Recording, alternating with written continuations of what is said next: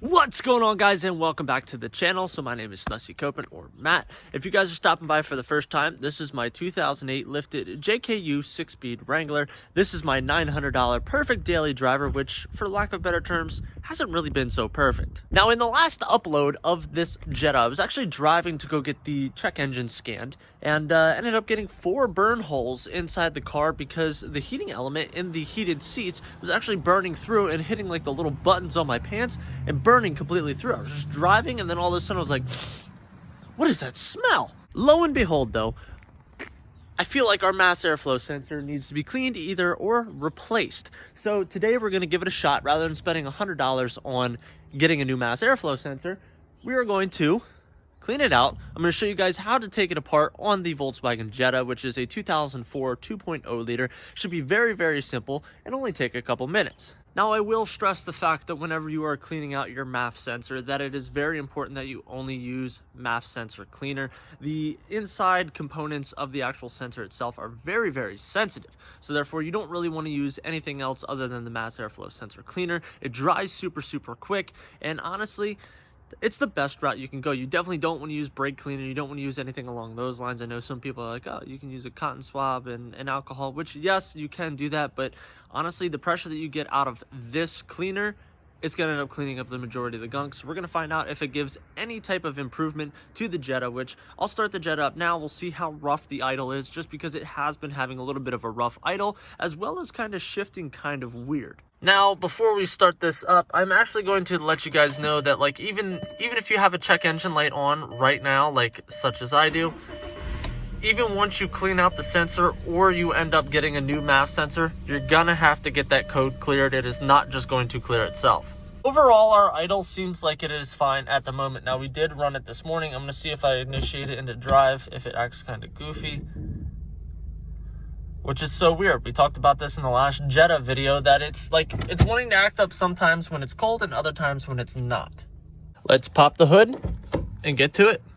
Now, I will say, whenever you are cleaning out your MAF sensor or you are going to be changing it out, it is always good to check your filter, see if your filter needs to be cleaned or if that needs to be replaced as well. Ultimately, the way that this goes is your air gets sucked up through, it goes through the filter, then goes through basically your intake hoses, which goes through the MAF sensor. So with that, whatever nastiness you're sucking up in the filter, whatever gets through is actually going through the rest of the hoses. Now, in particular, with this 2004 Jetta to begin with, you guys can actually see it's pretty dirty inside this engine bay. It does have 174,000 miles on it, I believe. So a couple things that we're going to want to get off here is we're actually going to want to take this, loosen this off, and then there are 2 bolts on the back side here, and then this should technically flip up, opening up the filter, and then disconnecting this hose down here so then we can get this off. It is also important that you disconnect the harness off the top of the MAF.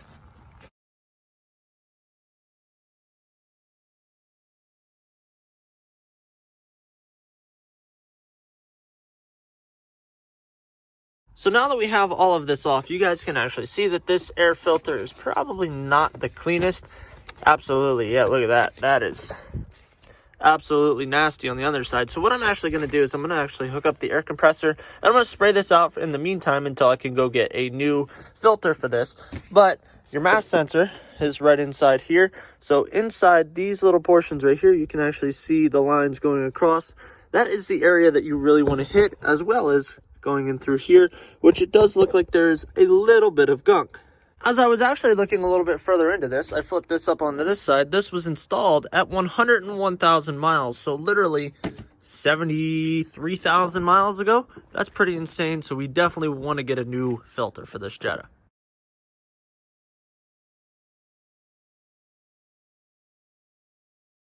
Now, what I'm going to do is I'm actually going to take this over here and I'm going to lay it on white paper towels, obviously, and we're going to clean this out. You want to make sure that you spray it out for at least a couple seconds and probably do it a couple times. So we're going to see whatever residue gets kicked out will actually go onto that paper towel. As we wait for the MAF to dry, I'm actually going to blow out. You guys can kind of see, like, there's actually little bits of, like, dust and debris. I'm going to blow that out, and I'm actually going to spray this down and clean this out a little bit before we reassemble everything. I did spray this out. Doesn't really look any better. So what we're going to do is we're going to clean all this out, run to AutoZone, pick up a new filter once we put everything back together, and then the real true statement to see if this changed anything will be about a week from now. If we see like an improvement from fuel economy and different things like that, plus the hesitation in the trans. We're going to let this airbox dry a little bit, but definitely looks a lot better. This was actually all of the gunk that I pulled out of there. Now, look at this. And then I'm going to throw in a picture of what it looked like in the last clip now.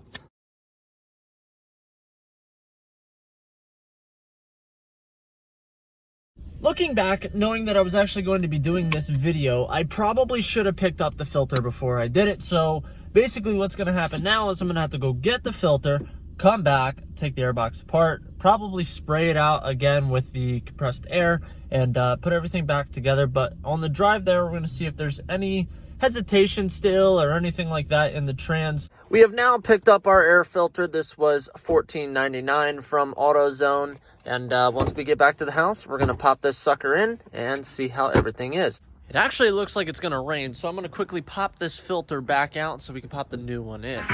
Ladies and gentlemen.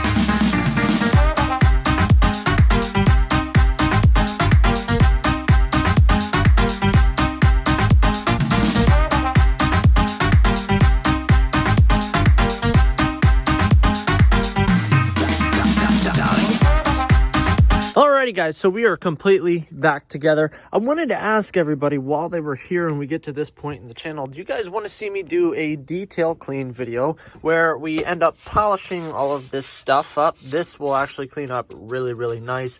Go through and actually detail clean everything on here, like getting all this stuff off. I mean, we could make this engine bay really, really look phenomenal, but I don't want to do the video necessarily. Like, I'll do it anyway, but I don't necessarily want to do a video unless it's something that you guys are interested in seeing. Personally, I think seeing the transformation of watching something go from like really, really nasty to really, really clean, that stuff really appeals to me. So drop a comment down below if you guys would like to see a video of transforming the 2.0 Jetta's engine bay.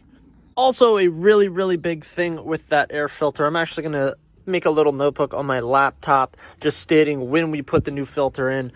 We purchased this car 3 years ago, drove it for a couple months, and then it sat for the longest time. And honestly, I didn't change that filter in the like 6,000 miles that we did run this thing kind of regularly. So pretty much from 100,000 miles to now, I haven't owned this vehicle for literally like 60,000, 65,000 of the miles. So therefore, I didn't really think to check it. I should have checked that initially when I first bought the vehicle. Not exactly sure how long the filter should last, but that was definitely gunked up and pretty nasty. And as you guys saw in the beginning of the video, how nasty and how much dust and stuff was actually down in the bottom. So definitely make sure that you check your filters. I would say almost every other oil change, I would just take it out, check it. If you have to clean it, that's good. If not, replace it. They're super, super cheap, and they can cause you so many issues, though, if this whole air system has any type of debris or any type of nonsense. There's that rain that I was talking about. So,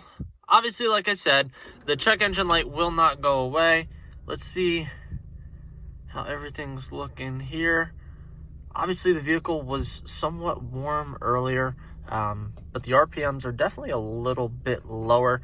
I'll have to test that like when it's cold tomorrow morning, maybe see where the RPMs are sitting just to kind of touch base on that.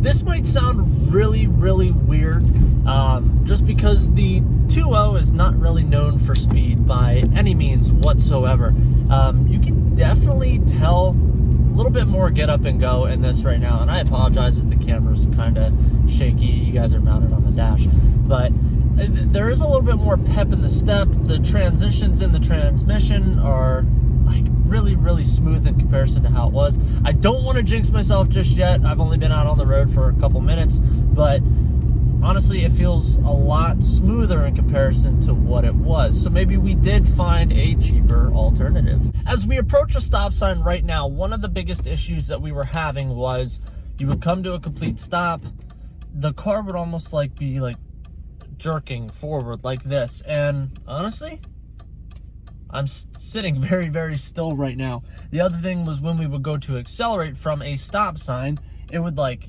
jolt you, like really, really crazy. So what we're gonna do is we're going to accelerate right here. Look at that.